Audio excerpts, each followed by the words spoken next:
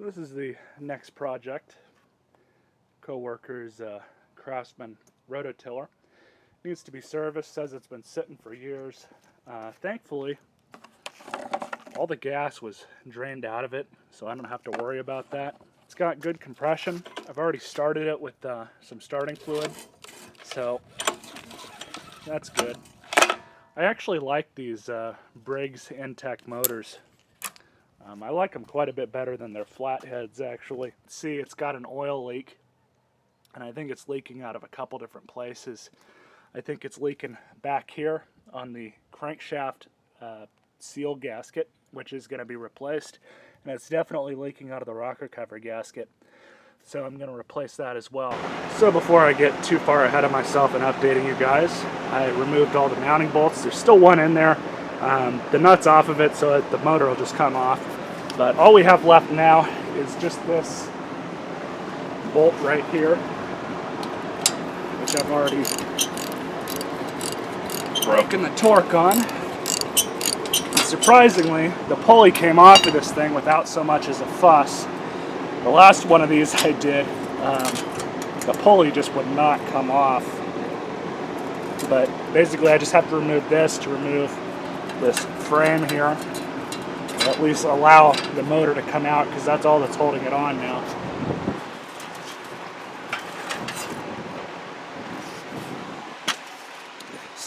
But I'm going to take the pressure washer to this thing and give it a good cleaning. And be right back.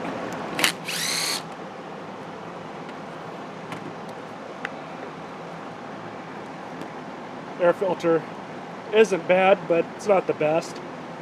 We'll go ahead and change it for them. This also needs to be cleaned up. Now to remove the carb. One thing that's really interesting about these is that they are very similar to the normal Briggs & Stratton carburetors off the Quantums.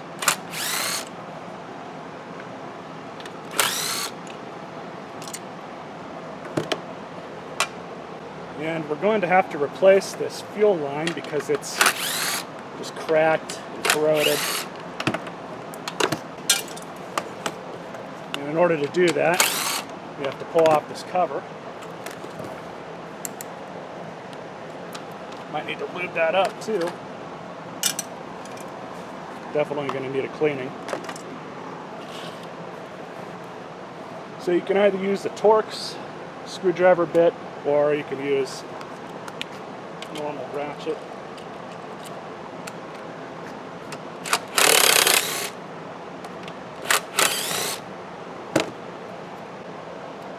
It's got to come off.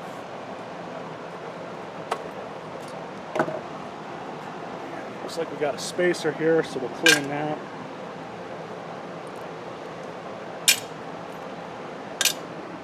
So I'm just using a standard degreaser that's inside of the parts cleaner, and make sure all the soft parts are off. Looks like it.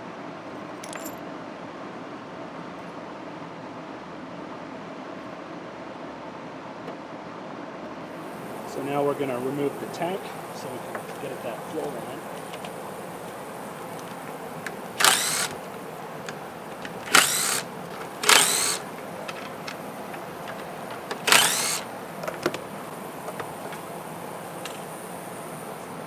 No Black Widows, but that's what we're going to be replacing.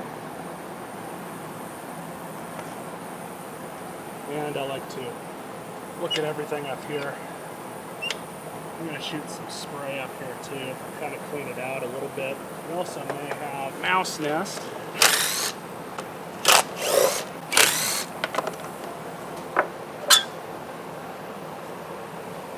And it looks like we have a mouse nest. So now we're going to drain all the old oil out, and we'll just pull that so it'll flow a little bit easier. That's what I like about these Briggs. A little easier to service.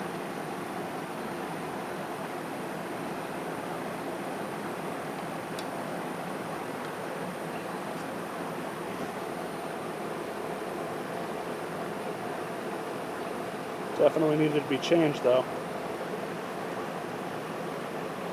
So I'm just hitting the top linkages with a little bit of lubricant. moving things back and forth, making sure they're good. And I decided to check the spark plug. It looks good. Just need to check the gap, but looks like this was replaced not that long ago. BKR 5E made by NGK. So that's actually a better plug than what I would have put into it. So we'll just leave this one.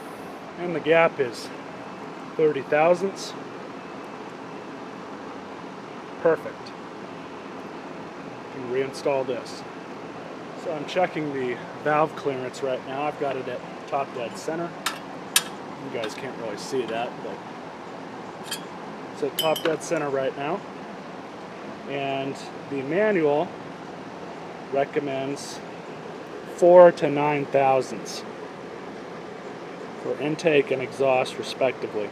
So I've got it at 5 thousandths for the intake and 10 thousandths for the exhaust. So it's right in the middle. And here's 10 thousandths. No slop at all. None whatsoever. So here's 10 just for posterity. I've actually got to put a good amount of force to get it even halfway into there, so that's fine. But here's 5 thousandths. A little bit of force. And that's perfect. That's probably closer to 4, but honestly, it's perfectly fine. Yeah, 10 thousandths don't even want to go in. So the valves are to spec. Now here's the kicker. I'm waiting on a few parts for this thing. I'm waiting on a new valve cover gasket, and I'm also waiting on a new crankcase gasket. This thing is leaking, definitely out of the valve cover, but possibly out of the crank gasket as well, so I'm going to be pulling that off and replacing it. Not a huge deal, but I'm just waiting on parts. Now I'm going to pull the crank cover off.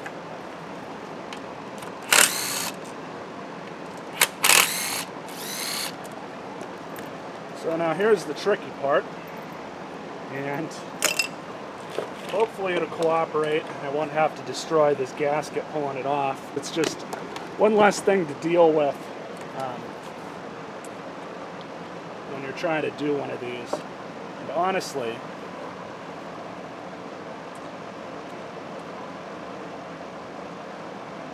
it makes it a lot easier if it just cooperates. I'm going to very carefully tap on this thing with a small mallet. And it's split there. So let's see. Move it closer to the edge here so I get more swinging room. Perfect. One of the few things I like about California is we don't really have to deal with rust too much. So there's the governor. Gasket definitely needs to be replaced. There's really no way around that now. But this does give us a chance to kind of look at everything inside. Looks like we got some sludge down here too. So that's an indicator that the oil wasn't changed as often as it should have been. But now I just got to clean off the mating surface and kind of go from there. So I'm just working on cleaning up the surface. I already scraped all the gasket stuff off. A little bit left here and there. You want to make sure to get like 98% of it off. Same thing with the side of the engine. I've cleaned it up a little bit better than the cover. But again, you guys don't really need to see this. It's pretty monotonous and mundane. So here's the new gasket. I just got it from the store, and I already put it on, obviously, made sure everything works up all right. So just to install the cover, and torque it down to 110 inch-pounds.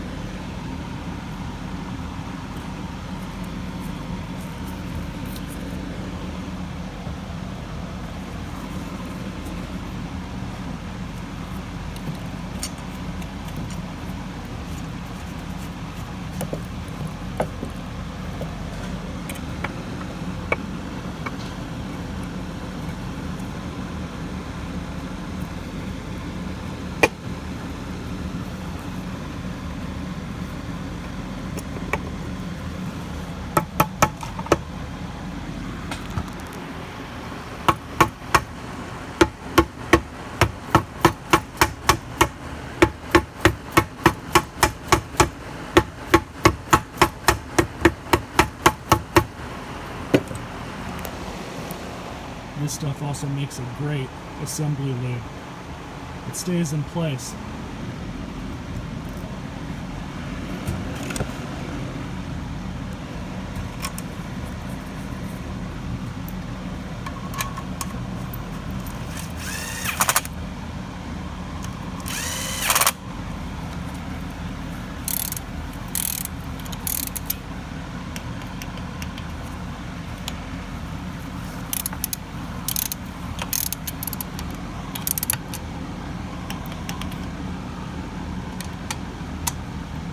This cover's on. So now I just have to install the new rocker cover gasket, which is right here.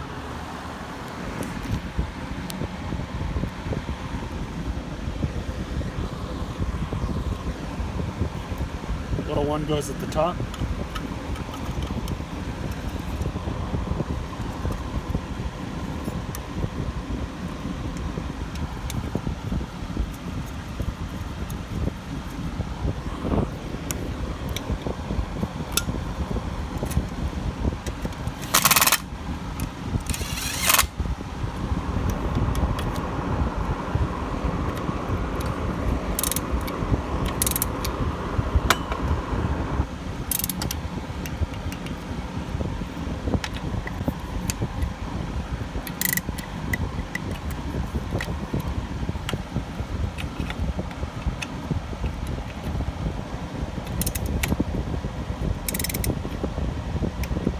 So now I just need to put the exhaust back on and put the rest of it back together. So as is typical, I did have to end up replacing the carburetor with a brand new one. And I also replaced the fuel line as well off of camera.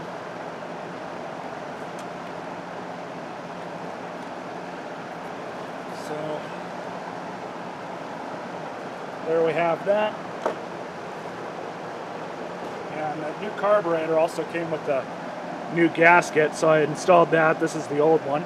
And it also came with these two mounting screws, which I believe go right into here. So we'll replace those two just because they were included. And I'm not going to use full torque on these.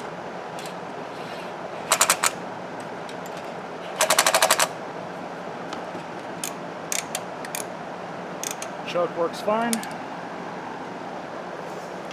So let's get her right side up, put some gas in her. Put this PCV line back in. A little bit of gas in the tank. Let's see what happens. Full choke.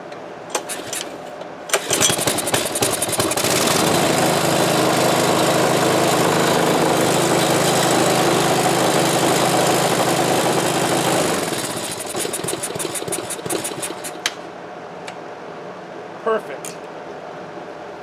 I can already tell it's not surging like the other carburetor was. Alright, so I got the motor on. Just a few small things left to do. One of them is to put the pulley back on.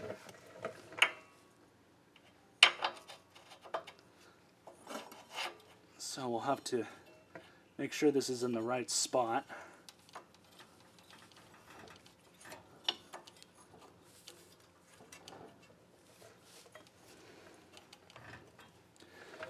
I'm just going to rotate the motor a little bit to get better access to this screw right here. You can kind of see where it was on the crankshaft. And I'm going to get some thread locker. Do this. You don't need a whole lot. That's probably more than enough.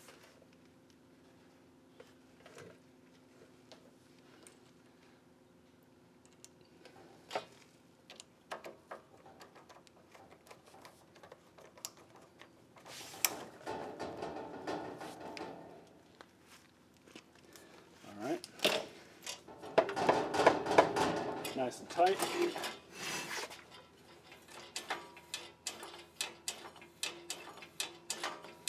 So let's take her outside and see what happens. Alright, so I just filled it up with gas. That's the important part. Make sure everything works okay. I also did just top up the oil. So full choke.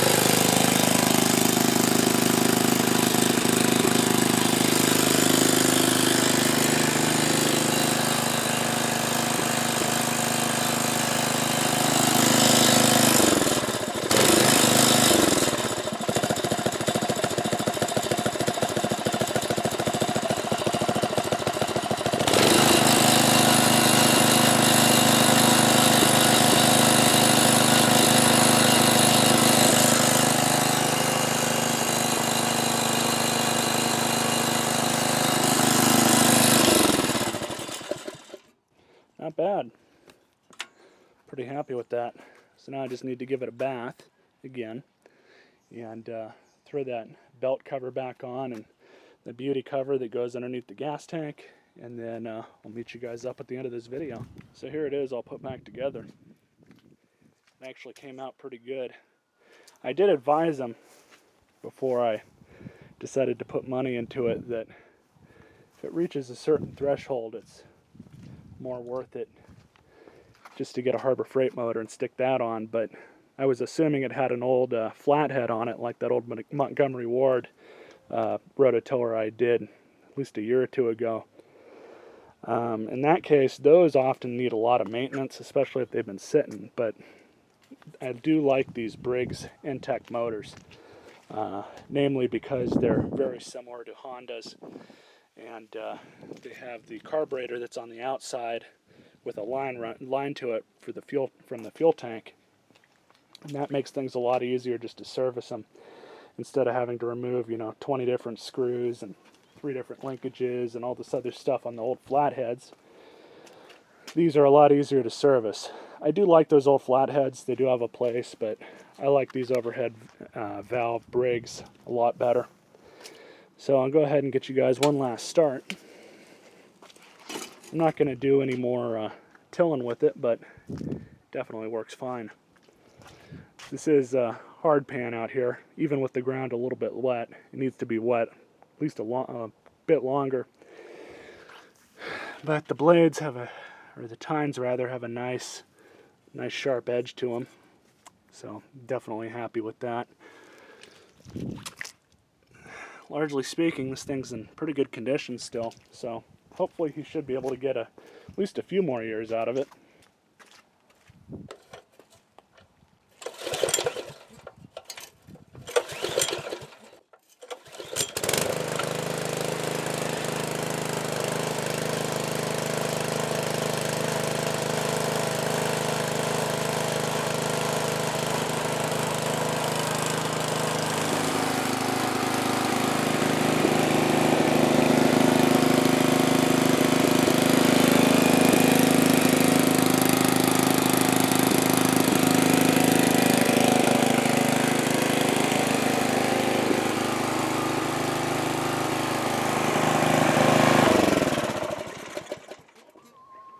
So there we have it. Hope you guys enjoyed this video and stay tuned for more. You all stay classy.